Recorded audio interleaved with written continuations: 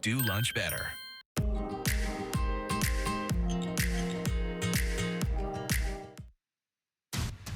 Now at 10, marking a solemn anniversary, it has been 1 year since the mass shooting at Cook's Corner. Tonight, remembering the victims and honoring the heroes. Plus, RFK Jr. suspends his presidential campaign and endorses Donald Trump. But will it help Republicans win voters? Reaction tonight from the Kennedy family. And baseball legend Ron Carew officially becomes a U.S. citizen. The Major League Baseball Hall of Famer finally fulfills what he calls a lifelong dream. Now on the news at 10.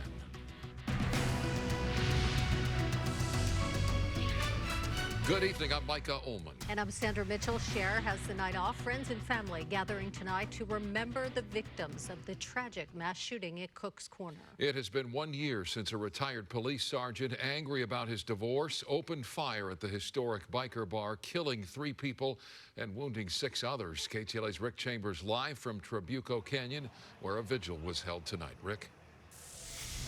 Yeah, Mike, a big crowd here at Cook's Corner tonight. Of course, a lot of motorcycles as well, but a much different vibe. There was no live music tonight. That's because management wanted people to talk to each other, share their memories, express their emotions, and then try anyway to move on from the pain. And it has been the most tumultuous, painful year of our lives. Dozens of patrons gathered here tonight at Cook's Corner in Trabuco Canyon to remember those lost 1 year ago. He's reloading On this night in 2023, John Snowling, a retired Ventura PD sergeant, came here with 2 guns to kill his wife. She survived her wounds, 3 others did not. And Snowling would himself die just minutes later in a shootout with OC sheriff's deputies. Pain and suffering this one individual could cause on such a beautiful place is disgusting. Rhonda Palmieri manages Cook's Corner, and she wanted this night to be a chance for locals to reunite and reflect. It's nice to be alive. It really, helps you reflect on what's important and the people around you, and puts a lot of things in perspective for me. Eleni Christensen was here on that awful night and is still haunted by the memories of a friend dying in her arms. His last words and the great conversation we had before the gunshots. And that's really what I want to remember.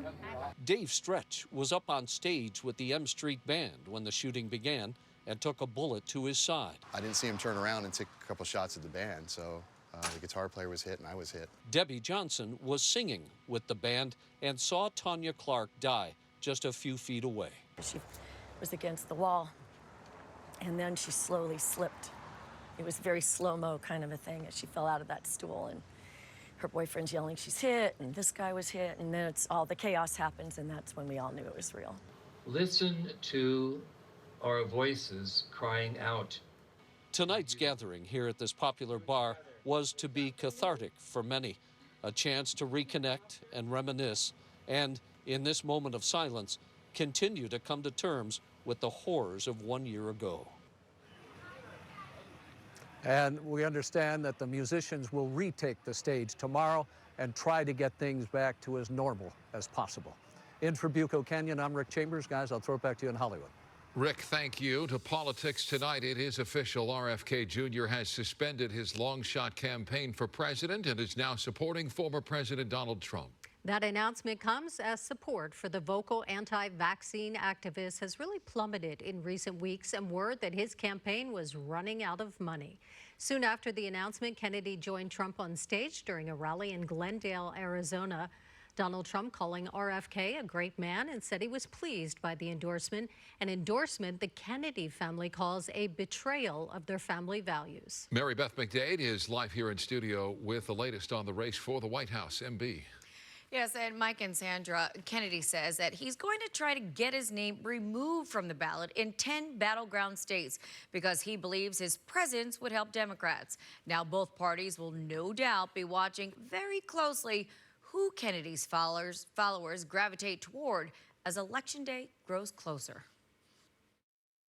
I will tell you, we are both in this to do what's right for the country. That's one thing I can tell you. Former President Donald Trump and independent presidential candidate Robert F. Kennedy appeared together Friday night in Arizona after Kennedy suspended his presidential bid and threw his support behind Trump earlier in the day. Kennedy said his polling showed by staying on the ballot in battleground states, he would help Democratic nominee Kamala Harris. I would likely hand the election over to the Democrats, with whom I disagree on the most existential issues: censorship, war, and chronic disease. Trump pledged to work with Kennedy to investigate the increase in chronic health conditions and to establish a new independent presidential commission on assassination attempts. They will be tasked with releasing all of the remaining documents pertaining to the assassination of President John F. Kennedy. The Trump endorsement comes a day after Vice President Kamala Harris closed out the Democratic National Convention, where she called on Americans to join her to chart a new way forward as she accepted the Democratic nomination. Let's fight for it. Let's get out there. Let's vote for it. And together, let us write the next great chapter in the most extraordinary story ever told. The Harris campaign responded to news of Kennedy's endorsement of Trump by saying, for any American out there who is tired of Donald Trump and looking for a new way forward, ours is a campaign for you. And several members of Kennedy's own family have denounced his decision to endorse Trump, calling the move a betrayal, and reiterated their support for Harris. Many are now weighing in on what this latest twist could mean in the race for the White House. In every single one of those 7 battleground states, all of these RFK voters, RFK Jr. voters, break towards Trump. Soccer moms are more than Kennedy kooks by a factor of 50. If she can get soccer moms, who cares about Kennedy kooks? Voters will get to watch a showdown between Harris and Trump in about 2.5 weeks when they debate on ABC on September 10th. And we'll send it back over to you, Sandra. All right, Mary Beth, thank you. There are heavy hearts in Ontario tonight after a beloved baseball stadium featured in several films, including A League of Their Own, goes up in flames. The historic J. Littleton Ballpark caught fire about 11:30 last night. It's an iconic a stadium that was entertaining hundreds of thousands of people and countless families over the years, serving as a local landmark for almost a century. The field was featured in several films, including A League of Their Own, and because of its classic look, it was built before World War II with all wooden grandstands. Tonight, people there in Ontario devastated their beloved ballpark was destroyed. Knowing that movies were filmed here, big league players played here, minor league teams played here. I even cried when I saw that. The first thing I went through my mind is, they're probably homeless. Because it's normally blocked out pretty good, unless they hopped over a fence, and that's what they do. The cause of the fire is under investigation tonight. No injuries reported.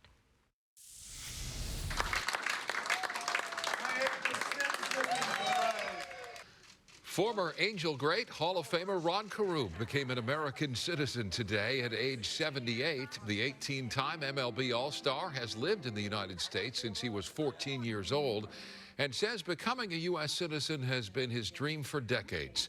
And Carew has plans to put his newfound citizenship into action during the upcoming presidential election. KTLA's Samantha Cortese joining us live here in Hollywood with more on how this baseball great feels about becoming an American citizen. Sam? Sandra and Micah, he's been in the United States since 1962. That's 62 years ago, and now he's one of America's newest citizens. The largest crowd in Twins history came out Sunday to see Rod Carew reach for the 400-hitting barrier. Rookie of the Year, 18-time All-Star, MLB MVP, and Hall of Famer. First time I flew into New York, I was a nervous, excited 15-year-old kid.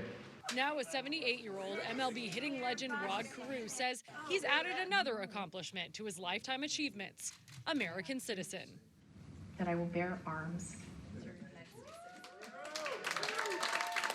I've been waiting for this for a long time, too. The California Angel and Minnesota Twin was born in Panama in 1945. He came to America as a teenager and even missed big league games to serve in the U.S. Marine Reserves. Once a Marine, always a Marine. but never became a citizen. Then, an effort to set a good example for young Panamanians. Trying to change the children who were getting themselves in trouble.